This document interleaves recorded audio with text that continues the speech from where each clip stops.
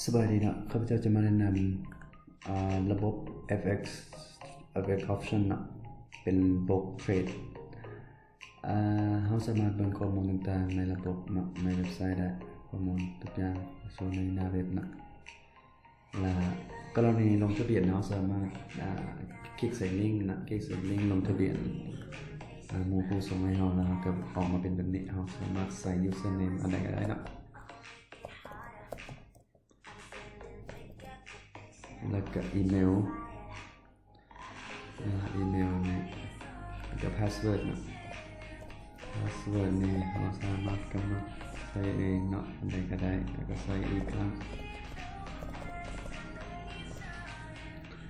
แล้วก็เบอร์โทร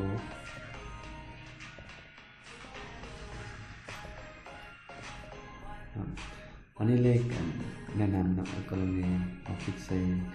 ลิงก์แล้วมันจะเป็นอันนี้เลยครับสามารถมาบริการกดใส่อัพได้เลยหลังจากนั้นเราสามารถไป verify ในอีเมลเนาะในระบบในอีเมลมันจะส่งไปอีเมลเนาะ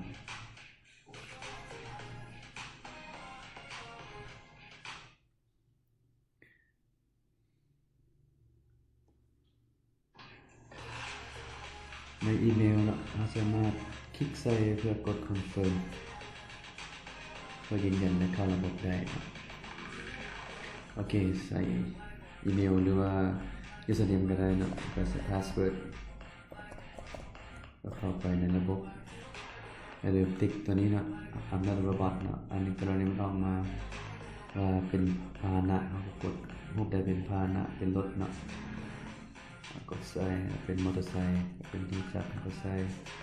verify นะหลังจากติ๊กนี้ก็กด sign in เข้าไปหลังจากกด sign in เข้ามาปุ๊บนะเขาจะมีเงินเดโมในระบบให้เทรดลองเทรดนะลองซื้อลองขายในระบบมี10,000 เหรียญนะแล้วกรณีเขายังแอดสกุลเงินเข้ามาในระบบนะเพียงแต่คลิกใส่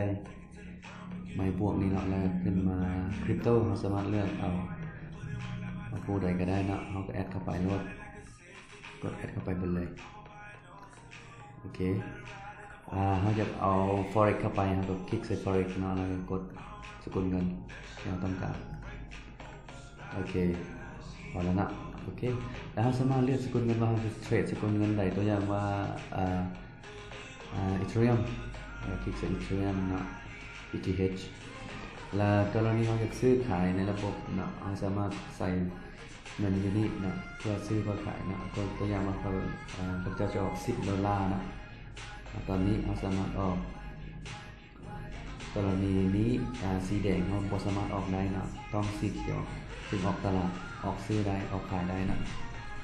มันต้องรอเวลาให้ครบ30 วิเอาง่ายๆคือ30 วิเราสามารถเข้าตลาดได้และอีก30 วิแมนเราสามารถรอลุ้นผลจะออกเซลล์หรือบายนะมันจะมีแท่งเขียวกับแดงนี่เราสามารถเปลี่ยนแท่งเป็นstick candle เป็นละลายกราฟให้เราเลือกเป็นลายเป็น area ได้เบิดนะโอเคครับจะติ๊กจะเลือก candle กรณีนี้เราสามารถเข้าตลาดได้เป็นสีเขียวเราสามารถตัวอย่างครับจะบายนะเรามีบายอย่าลืมมาเลือกนะสกุลเงินถ้าเราเลือกคลิกใส่มันจะเป็นสีเข้มนะเป็นไลฟ์อันนี้เป็นเดโมเราคลิกเดโมเนี่ยตอนนี้เรากำลังเทรดเดโมอยู่ลองนะรอรุ่นเวลาว่ามันจะออกเขียวหรือแดงเนาะข้าพเจ้าซื้อมันต้องออกเขียวถึงถือนะแล้วการบินตลาดเป็น profit ทุกครั้งเวลาเราเทรดนะเราออกหลอดทุกครั้งเราจะได้ 95% ของจำนวนเงินที่เราออกไปตัวอย่างว่าออก$10เราจะได้มา$9.5แบบนี้เนาะถ้าออก$100เราก็จะได้$95แบบนี้เนาะโอเคเราลุ้นถ้ามันเขียวแบบนี้แน่นอนเขียวแบบนี้เราต้องชนะ You win โอเควินมันจะบอกว่าวินนะถ้าลูสมันก็บอกว่าลูสโอเคนะอันนี้คือกระบวนการและขั้นตอนในการลงทะเบียนและการนำใช้ระบบการแอดสกุลเงินนะแล้วต่อไปถ้าเรามั่นใจเราเข้าใจแล้วเราจะฝากเงินตัวจริงเข้ามาเทรดแมนระบบมันหักเงินเป็นบิตคอยน์เนาะกับอีเธเรียมเราสามารถฝาก2สกุลนี้2สกุลเงินนี้เข้ามาเพื่อเทรดนะดีพอซิตเข้ามาปุ๊บมันจะขึ้นมาเป็นไลฟ์บาลานซ์เลยเนาะเราสามารถ เข้าไปเทรดนะแล้วหลังจากนั้นเราสามารถกดถอนไม่เราสามารถเฮ็ดกรณีนี้เราสามารถติดตั้งtwo factor ก่อนนะแล้วเราสามารถถอนได้เลยนะโอเคเนาะสำหรับคลิปนี้ข้าพเจ้าขอ